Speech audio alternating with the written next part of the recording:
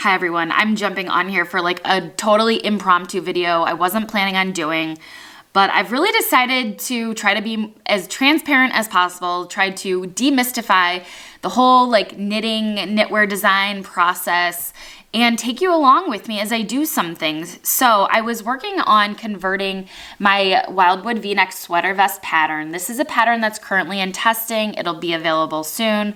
I will have the link to this pattern in the video description when it is released. But I was in the process of using my Guage Converter Tool, which is a tool you can purchase on Etsy, to convert the knitting pattern. So I wanted to like walk you guys through in more detail on how to use the Guage Converter Tool. When you buy the Guage Converter Tool, you'll get a PDF guidebook. The PDF guidebook includes a link to a Google Sheet where you can make your own copy and work on the sheet. And it also gives you an Excel document. Again, you don't have to have Excel. You can use the Google Sheet. So I'm walking you through how I use this tool to convert this pattern. This was a tool that I made for myself and I decided to recently offer it for you guys. So if you are your own designer and you are looking to convert some of your patterns to different gauges, or if you are about to publish a pattern and you want to offer it in multiple yarn in multiple weights, this is a great tool for you. If you're a hobby knitter and you want to convert some patterns to knit them in different weights, this video will be helpful for you. So I'm jumping on a Zoom. Forgive the difference in video quality and sound quality. It's done on my computer. But again, this was me just kind of an impromptu video. So I hope you guys find it helpful and let's get started. All right, so I am showing you a pattern of mine that is a paid pattern of mine that I will release soon. But like I said, I am going to walk you through how I am going to convert this Wildwood V-neck sweater vest pattern knit on 9mm needles and super bulky weight yarn to a worsted weight yarn. So I have my pattern open. I have my Guage Converter Tool open. When you purchase, I'm just zero it out here. When you purchase this tool from Etsy, this tool is linked in the video description. You get a PDF guide and an Excel spreadsheet or a link. The PDF guide also has a link to a Google Sheet. So if you do not have Excel, it's okay. You can make your own copy of the Google Sheet and use the same exact functionality in Google. So, okay. So you've got your pattern. You have your Guage Converter Tool, and I'm also just going to open up a blank Microsoft Word document so I can just take some notes and keep track of the major measurements or stitch counts that I need to keep track of. Okay, so the very first thing you're going to want to do is make sure your Gauge 1 and Gauge 2 are zeroed out. There's nothing in those boxes because the very first thing we're going to do is enter Gauge 1 and Gauge 2. Gauge 1 should be what the pattern gauge is, what the original gauge is. So I am going to move over here to my pattern. I am going to go down to the gauge section and reference the gauge of the pattern, 10 stitches and 13 rows. You don't have to swatch this. If you want to swatch it just to like know that you knit a little looser or tighter, that's fine. I would still go ahead and use what the pattern calls for because the pattern measurements should be based on this gauge. So go ahead. It really shouldn't matter if your gauge on the original pattern is really off. Your Gauge 2, what you want the pattern to be in, the gauge you want the pattern to be in, make sure you swatch that. Okay, I'm going to hit 10 stitches and 13 rows. Okay, and just for reference, I am working in the inches tab. There's inches and centimeters down here. Both tabs convert. So if you start with inches, it'll give you centimeters automatically. And if you start with centimeters, it will give you inches automatically. So if you're a designer and you want to have stitch counts or length, if you want to have lengths converted or measurements converted automatically for you, this is a great tool. Okay, so I'm going to work on the inches tab. So I have my original pattern gauge entered in Gauge 1. I'm going to go over here in Gauge 2, and let's say I am using yarn that I have swatched, and I know that my gauge is 18 stitches and 24 rows within 4 inches and 10 centimeters. Okay, so like I said, pattern gauge in gauge 1 and your desired gauge in gauge 2. Make that sure your desired gauge is swatched, so you are providing accurate measurements for yourself when you actually go to knit the pattern. Okay, the vest, for reference, is knit in the round from bottom up. So you start with cast on stitches for the bust circumference, the entire circumference of the vest. So we are given what the bust circumference is, right? So the bust circumference, I'm going to be converting a size 3 because that's what I knit. And the bust circumference is 43 inches. And we have a cast on stitch amount of 108 stitches. So, you can, if you want, I'll show you how to do this. You can also just check the pattern. So the pattern says for my size 3, to cast on 108 stitches. So you can literally come in here and go to the stitches to inches converter section in gauge 1, right? So we have a number of stitches and we're trying to figure out what the length of those, or the width or circumference of those stitches equals. So I am going to type in 108 stitches, and this should equal 43 inches because we know what the bust is. But if for some reason you don't have what the final measurement is, I'm just showing you how to figure that out. Yes. So our circumference is 43.2 inches. So this is also good too, because sometimes pattern designers round up stitches differently. I've had tech editors tell me to round to the nearest ½ inch. I've had other tech editors tell me to round to the nearest ½ inch. So you might want to just go ahead and plug in the cast on stitch amount and get a very precise measurement. I do in the spreadsheet just have things rounded to the nearest 10th here, just so you know. So you can then, once you have the 43.2 inches in circumference figured out, you can move over to the gauge 2 side, and we need to come to the inches to stitches converter, right? So we found a measurement, and we need we found a circumference, and we need to convert that to stitches now. We need to know how many stitches to cast on in our new gauge. So I am literally just going to type in 43.2 over here and hit enter, and I'm given 194.4 stitches. Okay, so this is the point where you're gonna need to change the stitch count to be whatever multiple it needs to be. And when you knit vests, I like to make sure that the stitch multiple is divisible by 4, because you have, not only do you have the front and the back, but you've got the left front and right front. So you need to make sure the vest is divisible by 4. So I'm going to make sure I come to a number that's divisible by 4. I'm going to round down to 192 stitches because that is divisible by 4. All I did, I'm like, sometimes I'm not, I like to just double check everything on my calculator. So 194 divided by 4, and that equals 48.5. So that's not divisible by 4. So I just went down to the nearest even number, which is 192, and I just divided that by 4, and that's 48. So I then know that my left front and my right front will have 48 stitches each, but we won't get there yet. Okay, so we know that we need to cast on 192 stitches. So I am going to come over here. I'm going to just take some notes in my document. I'm just going to write my new gauge is 18 stitches and 24 rows in 4 inches or 10 centimeters. Okay, so these are just some random notes. I'll organize this into updating everything into a written pattern, but I'm just going to take notes. So first I found my cast on stitch amount, cast on 192 stitches. And I'm going to write a little note, make sure divisible by 4. I can type here. Okay. So now if you look at the pattern, basically you're doing ribbing for 3 inches, okay? And, some patterns are written differently. Some patterns will tell you to complete a certain number of rounds. Some patterns will tell you to complete it for a certain length.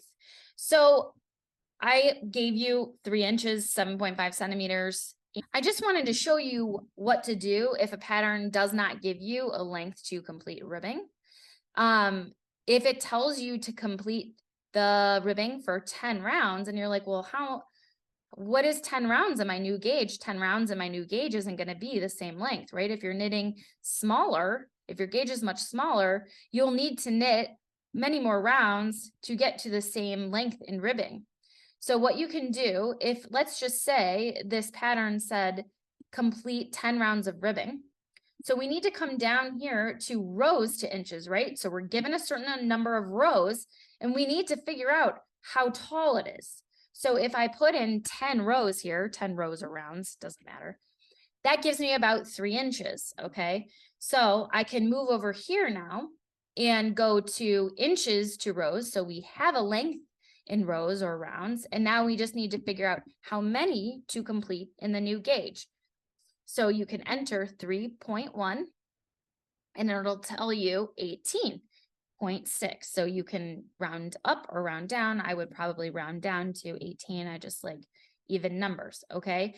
So basically, the whole formula is you're given a certain number of stitches or rows. You convert that to a measurement. Then you take that measurement on the new gauge side and convert that to stitches or rows. Okay, so that's the overall formula. We were given our cast on stitch amount. We converted that to a measurement. We took that same measurement on the gauge 2 side and converted it back to stitches. Same thing with number of rows or rounds.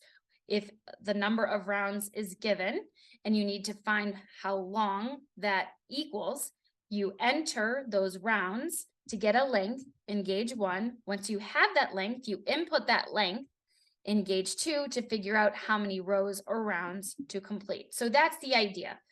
You input, get a measurement, and input the measurement on the new side and get your stitch or row count. Okay, so that's kind of the big picture. I hope that helps. I hope that isn't too confusing. The one thing when you convert garment patterns, or pretty much anything, and I just say garments because they can be a little bit more complicated, right? You need to understand the big picture. You need to understand how overall the pattern is written. So you really need to read through the entire pattern. So once you read through the entire pattern, you would realize that the front and the back are equal, right? If I look at my pattern, it gives you a cast on stitch amount. And basically you figure out that your front and your back are equal. And then your left front and your right front are half of what the front stitches are, okay? So you would just have to kind of step back, read through the pattern, figure out the overall relationship between the pieces, right? So you might have something where the sleeve cast on amount is 1/3 of the front or something. Just understand overall the big picture and the relationships between the different pieces, because then that will help you figure out, for example, what your cast on stitch multiple needs to be.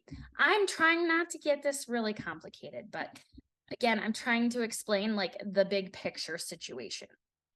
So for the vest, if we know we're casting on 192 stitches, we know the front and back stitches will be half of that. So I'm just going to write down what my front and my back stitches are. I always just go through, even though I can do this in my head, I'm just going to go through and do this on my phone just to make sure. So 96, if I take 192, my cast on stitches, and divide that by 2, that equals 96 stitches for the front and the back, okay? And basically, the next step, you knit the back first when you work this vest, okay?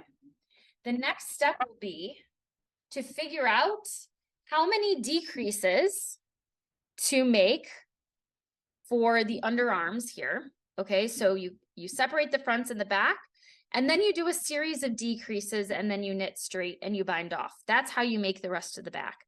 So if I look at my pattern, I'll have a certain number of decreases.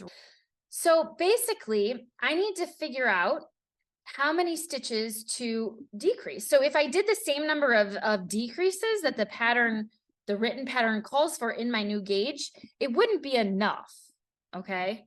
So I think I do a total of 8 decreases for my size in the written pattern. Here it says for a total of 8 decrease rows. So I'm just looking at the pattern here and I need to figure out how many times to decrease in my new gauge.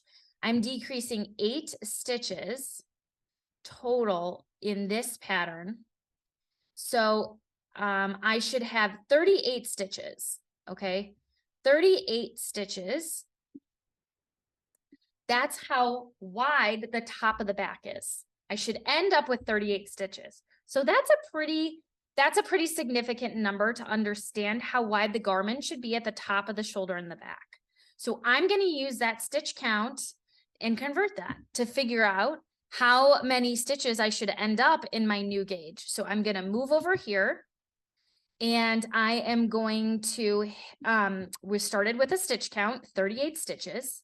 I am going to delete this. I'm going to type in 38 stitches. Again, this is the width of the back, 38 stitches in the original pattern gauge.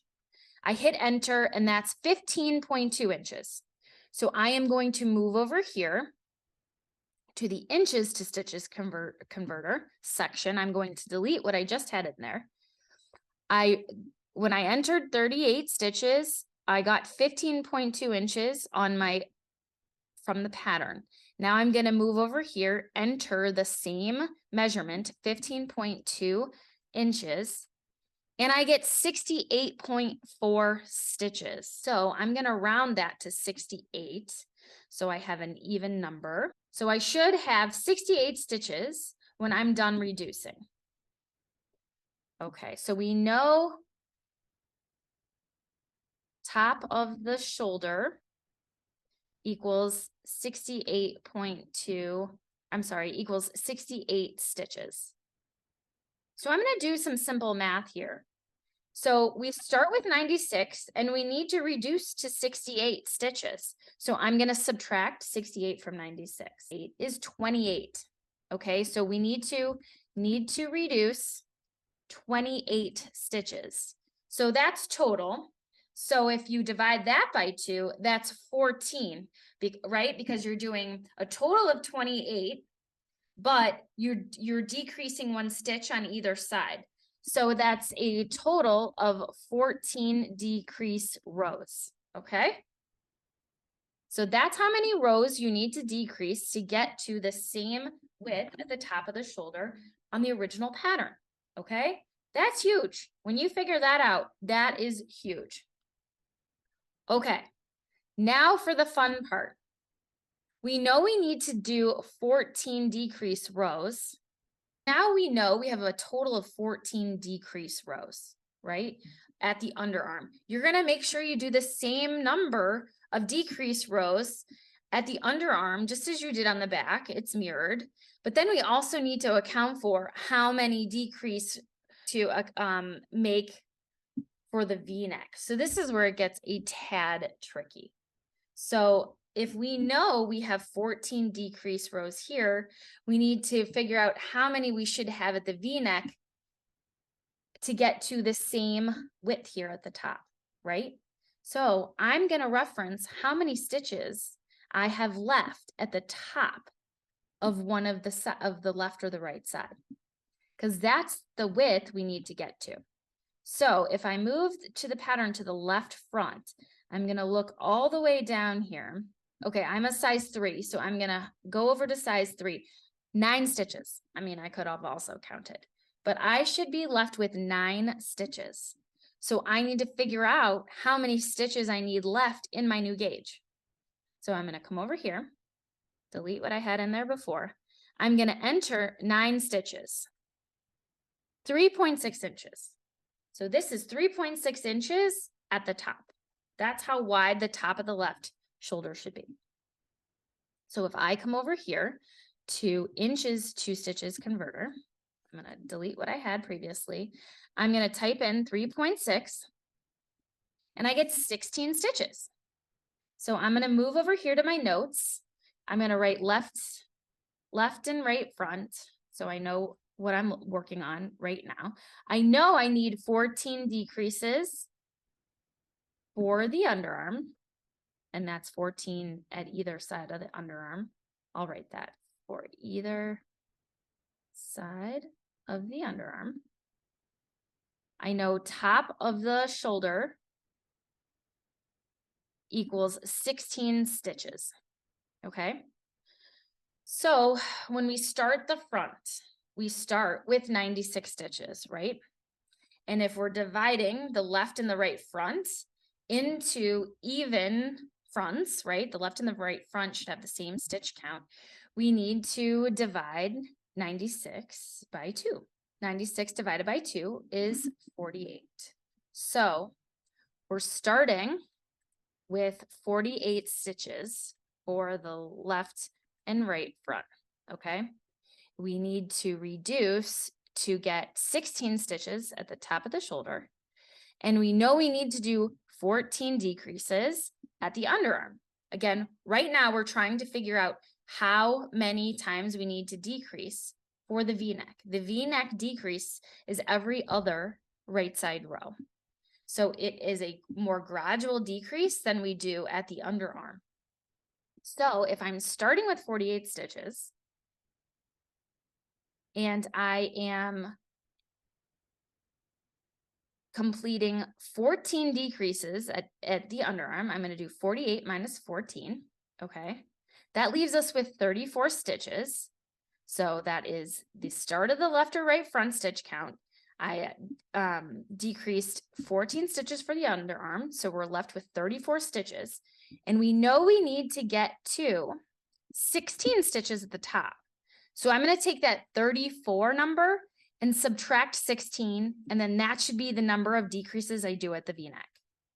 34 minus 16 is 18. 18 decreases at the V-neck. Okay. Okay, so we know we need to make 18 decreases at the V-neck. The first thing to do once you've got the 18 decreases at the V-neck is to check that with length, okay? So you want to make sure your length will work with 18 decreases. It should. It should. So basically, you know that you are making one decrease at the V-neck every other right side row. So that's every 4 rows. So every time you make one decrease, that's the equivalent of 4 rows. So you can multiply 18 by 4 and you can figure out, okay, so that's 72 rows. So total V-neck rows with 18 decreases is 72 rows. Okay, I want to just check what that depth is.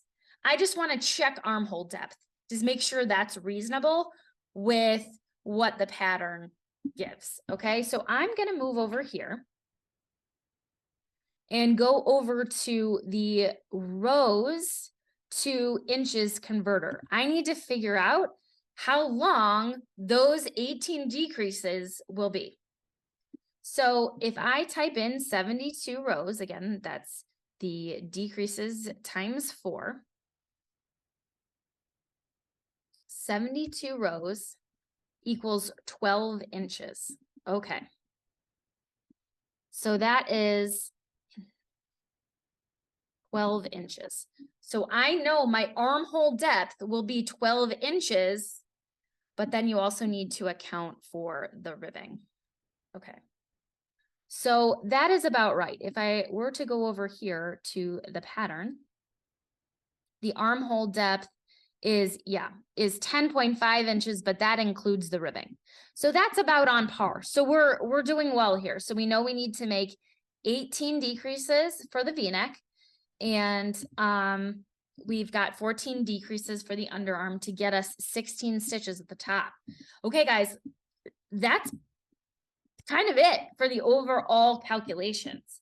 So I hope that makes sense. I hope this wasn't too confusing. So now basically you follow the pattern very similarly for your size, but you just now know what the overall stitch count is, what you need to decrease to. Now the pattern does have some nuances, so you need to kind of take some of those things into account. You read through the pattern and figure all that out.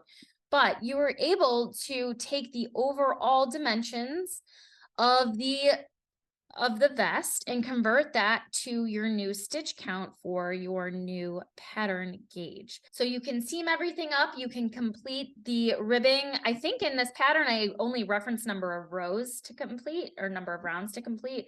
So you can just type in, I think it's, what is it? So we do armhole ribbing. I think you complete 4 rounds total. So to figure out what that converts to, if I do 4 rounds down here, it gives me like 1.2 inches. So if I come over here and convert 1.2 inches to rounds, I know I need to knit about 7 rounds. I might make that 8 rounds just to be even. So there you go. So you've got the overall cast on stitch amount, you've got the front and back stitch count, you've figured out how many times you need to decrease to get to a certain width for the back, you know how many stitches you have for the left and right front, you know how many times to decrease at the underarm, and you know how many times to decrease for the V-neck. Those are the overall calculations you need to do to make the vest. All right, guys, I hope you found the video helpful. I hope you enjoyed the tutorial. Hopefully it wasn't too complicated for you guys. Again, my goal is just to help you understand knitwear design if you're looking to venture into more design. If you're already a designer and you want to learn how to convert patterns, hopefully this was helpful to you. And I will see you in the next video.